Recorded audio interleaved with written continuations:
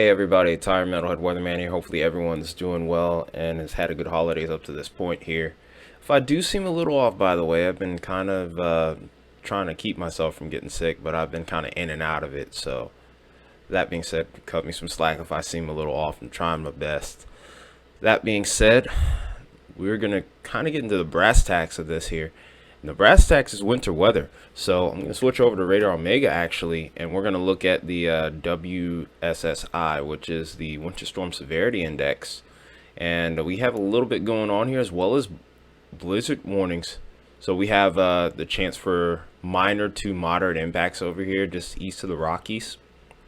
And then we're going to see that actually starting to expand upward towards the northern plains, maybe even towards the border here. But the interesting thing is these are ice storm warnings here. We have ice storm warnings in effect. So we could be seeing potentially up to a tenth or more of tenth of an inch or more of ice here. So that being said, major impacts are likely there. So also winter weather advisories are also in effect here, stretching all the way down from the Dakotas into Nebraska and through a large chunk of Kansas here. So there is a lot, and I mean a lot, to keep track of here. Then also keep in mind here, even though the impacts are expected to be rather minimal here right now, we already have day 3 impacts possible here in the Northeast and even into Tennessee now. So like I said, things are getting interesting. We've been kind of calling for more activity, especially on the wintry side now for a little bit, and we're starting to see that finally come to fruition here, especially with the current storm that we have going on here. Actually go ahead and put the multi-regional radar on, and then we'll show the wintry side of this system as well. So if we just give this a second here, we'll begin to see that precipitation pop up. And it's really those areas in the blue that are the most significant right now, because not only do we have moderate to heavy snowfall ongoing, we also have high winds right now, so it's creating for blizzard conditions, hence the warnings. So will we end up seeing a full-on blizzard? There's already been reports of it. We'll get confirmation later, of course, but this is all due to this big storm system that is right here. If we put the map into motion, should have done this with Epic Pen, but if you put the map into motion, you'll actually be able to see that counterclockwise spin going here.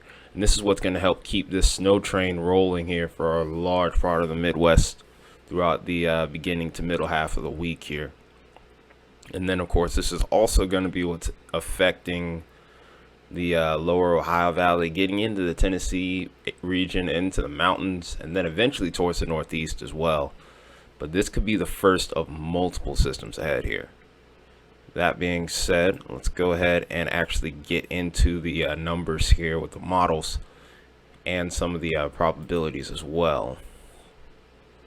So if we start out by looking at the probability of a snow accumulation of about 1 inch or more, a lot of confidence across the board here, not just only through today but into tomorrow.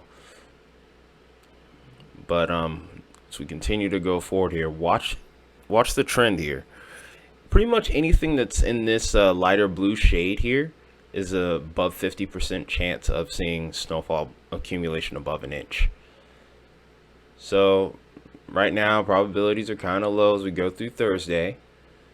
But as we go from Thursday and start to transition into Friday, there is a little bit of an increase in the areas out to the Northeast as well.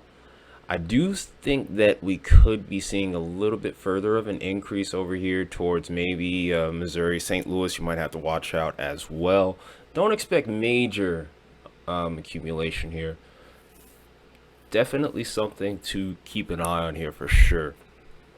And then as we continue to roll forward, the chances start to dwindle a little bit. Interesting thing to note here is we do end up seeing a probability of precip over here towards the Appalachians. We've been calling for that one for a little bit now as we head into the 29th. And then by the time we get into the 30th, there's that increased chance of precip over here towards the Northeast here. And then those blue colors start to come back a little further towards the mid-Atlantic parts of the Appalachians here. like I said, there's still plenty of room for this to change too, so it's kind of a touch and go type situation here. And then if we look at freezing rain here, this is where things start to really get interesting. Because the thing to make note of when it comes to freezing rain and frozen precipitation, freezing rain, it doesn't take much to be significant there. About 1/10 of an inch will make roadways really treacherous. And then beyond that, I would even say like a 1/4 inch ice could probably start to really cause some issues with the power here. Thankfully, the probabilities aren't super high here. There's about maybe 20 to 40% chance at best of ice accumulation above 1/10 of an inch. Of course, like I said, with the snowfall chances, that's prone to changing as well. Winter storm, like icy conditions, that's even more prone to changing, because this would involve, let's say, a middle part of the atmosphere being above freezing. If any cold air comes into play or any warm air comes into play, that can change the forecast tremendously. But like I said, thankfully this trend doesn't last for very long. It's a very short window for this to occur here. But we have that mixing in with snow. Still could cause some problems here. But fact of the matter is, we have what might be one of the first more considerable winter systems that we've been making note of as far as this winter is concerned here. So here's a look at the temperatures, and you can actually even get a good representation of where that low pressure area is. You'll see it further along as we continue to go here. There's that low level spin, and look at the cold air that comes in along with this as it wraps up and starts to really get amped. We've been talking about this potentially occurring for a while. The timing was always unclear, but as time went on, it turned into more of a post-Christmas event, more so than Christmas. But fact in the matter is, though, look at how that cold air is just pouring into the heart of that low pressure, and that's going to make this storm a lot more impressive on the wintry side of things. Another thing to make note of here will be the wind gust too, and this is what's also needing to be made note of in regards to the blizzard conditions as well.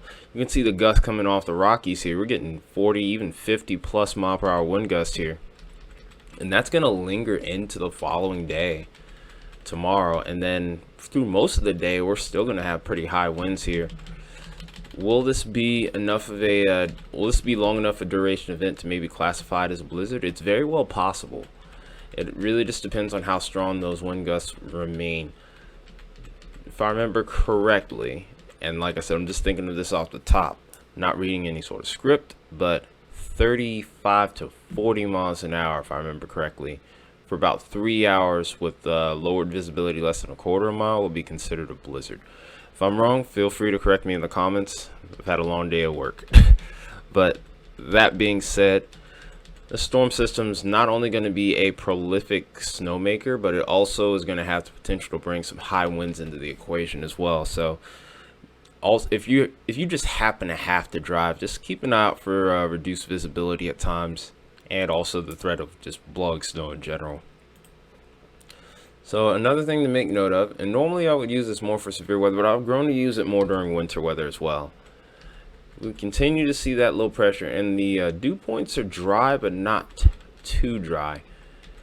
So this is kind of an ideal environment for a little bit more of that drier snow.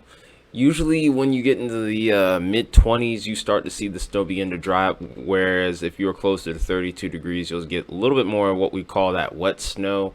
It's really good for making snowballs. Dry snow is good for shoveling, but it's very easy to have that dry snow fly around too. So this has kind of got that set up for potential blizzard conditions here.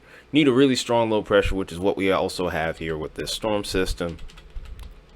So everything's kind of come into place here. Of course, we ended up catching this late because it just kind of fell in a weird time with the holiday there. So apologies on that. I'm sorry I didn't get to cover it as much as I would have liked to. But fact of the matter is here, And if we go ahead and take a look at what our models are showing right now, you can already see with this low really starting to ramp up to what our current time is now. Starting to see some really impressive snow beginning to go on the backside of this, and then here is that ice starting to develop here. Thankfully, like I said, not a long duration event, but still very problematic. And then as time goes on, you do get a little bit of wraparound moisture and some snow on the backside. And then here's where things get interesting. As this low continues to track here, that cold air is able to kind of lag back even further. But there's enough cold air in play here too to where we're able to get good wraparound moisture, and we could actually see some snowfall over towards the Tennessee Valley once again, like I was mentioning before. Just how significant the totals are, questionable.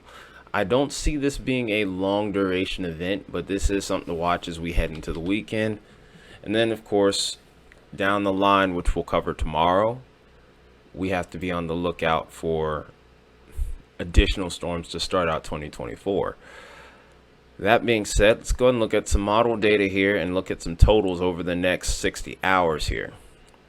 Of course, where our blizzards occurring, we can expect more snow to fall here, potentially up to about another ½ a foot or more possible here, according to the NAM 3 kilometer. And then a little further off to the east, we could see some slightly lighter totals here, less than 6 inches, maybe 2 to 4 inches possible, so pretty much likely at this point. As this low deepens and goes over towards the Midwest here and towards the Ohio Valley, we could see some more significant totals, widespread 2 to 4 inches possible to, I almost would even say likely, according to the model here. And then as we continue to go forward, looking towards Indiana, we're getting some heavier pockets of snow here and there as well. If we look at the Canadian model, a little bit more aggressive, not surprising to see that. One of the new convective models that we've started looking at here, the RRFSA, it's pretty congruent to the NAM 3 kilometer here. Euro's actually a little bit more passive with this storm system. Further off to the east, to the west, it's a lot more aggressive, where we see a couple of different pockets where we could see up to about maybe even 9-10 inches of snow here, which is kind of crazy. Canadian model is actually pretty conservative, kind of on board with the Euro. So we're still a little bit all over the place on the model data. GFS is a little bit aggressive off to the west, a little bit lighter off to the east, just slightly, but also a little further south. And then also there's the NAM here as well. So, like I said, a lot to keep track of here. And then if we were to look at the freezing rain, oh, that's not what I wanted to click on. I wanted this one. Hopefully it'll let me do that. All right, so got that fixed up, but for the most part here, I expect some models to be very aggressive, others to be a little bit more on the lighter side. We do have areas where we could see up to about a 1/4 inch plus of ice right in this corridor here, which is a bit concerning because that would have some major impacts.